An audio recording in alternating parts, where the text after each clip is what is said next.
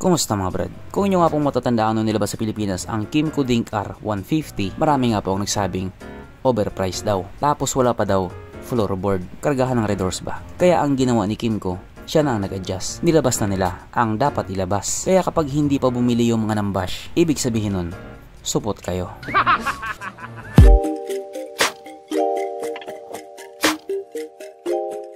Pero syempre bago tayo magpatuloy, kung bago ka pa lamang napadpad dito sa aking walang kwentang channel, huwag ka na mag-subscribe.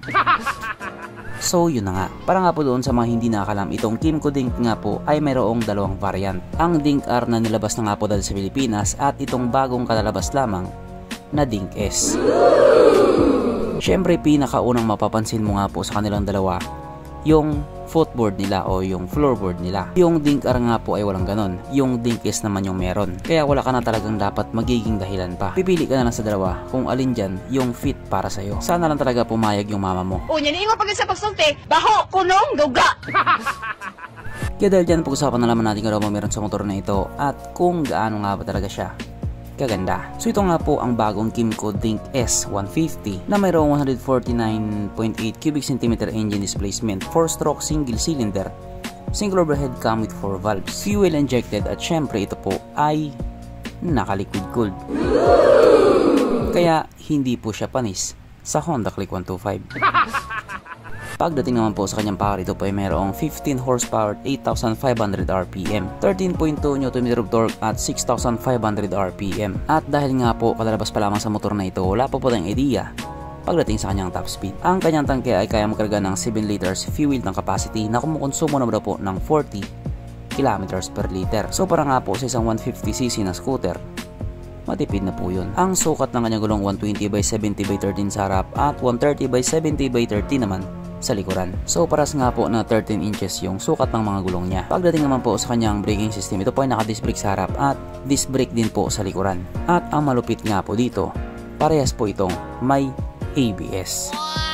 O diba? Importante po sa kanila yung safety ng isang rider. Kaya kung ikaw nga po yung tao naghahanap ng ganitong klaseng motor na tad-tad ng mga safety features, baka ito na yung para sa'yo. Pero syempre dapat samahan mo rin ang dasal. Huwag puro salvation. Ang kanyang seat ay mitaas na 783mm at ang motor nga po na ito ay may kabuuang bigat na 146 kg. So kung ikukumpara nga po natin doon sa ibang mga 150cc to 160cc na scooter, di hamak na mas mabigat po itong Kymco Dink S150. Di ko lang sure pero baka siguro napakasolid nung frame niya. Wala pa kasi ako nakitang Kymco na nahati. Hindi ko naman sa pinaparinggan yung ibang brand dyan. Alam nyo na yan. Mapunta naman po tayo sa iba pa niya mga features. So ang ilaw nga po sa motor na ito, naka full LED na po. Kung ikukumpara nga po natin doon sa Dink R, iba po yung itsura nito. Sa biglaang tingin nga po, para siyang may pagkahawig doon sa Yamaha Aerox. Kung sa biglaang tingin lang naman. At hindi ko rin po sinasabing pangit siya, kasi napakagwapo po niya. Ang kanyang hitch panel ito po ay naka full digital na bumagay din naman po sa kanya. At dahil ito nga po ay bagong motor, siya po ay nakakilis na. Naka-smart key system din po siya. Kaya hindi mo na kailangang magsusi-susi pa. Papindot pihit ka na lang. At syempre present ka din po sa motor na ito ang kanyang USB charging port. Na para kahit saan ka nga po magpunta, hindi ka na mangangamba na baka malubat yung cellphone mo kasi nga manonood ka pa ng Pornhub. At ang isa nga po sa pangmalakasang feature na nilagay na dito sa motor na ito, meron po siyang TCS or Traction Control System. Kung sa bagay yung mga katunggali niya, meron na din namang mga ganun. Kaya maganda talaga yung labanan sa kategory nila. Mas madaming safety feature, mas ligtas ka. Huwag ka lang masagasaan ng pison.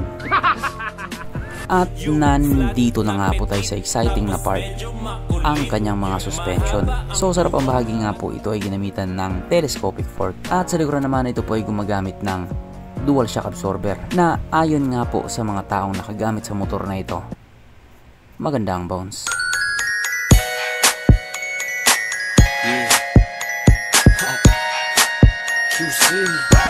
Syempre, meron pang isa.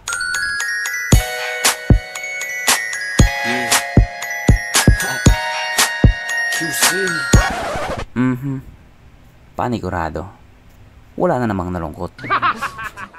At dahil wala nga pong nalungkot, alamin na po natin kung present nga ba sa motor na ito yung tatlong pinaka-importanting features. So una na nga po dito ang kanyang lagayan ng istalyon. At good news mga brad, meron siyang ganon.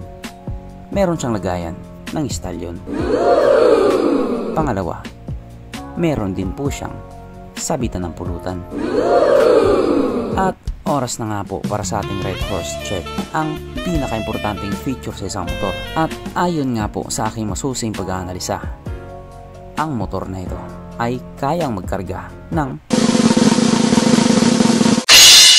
2 kahong Red Horse at kasya pa 1 kahon sa kanyang underseat compartment.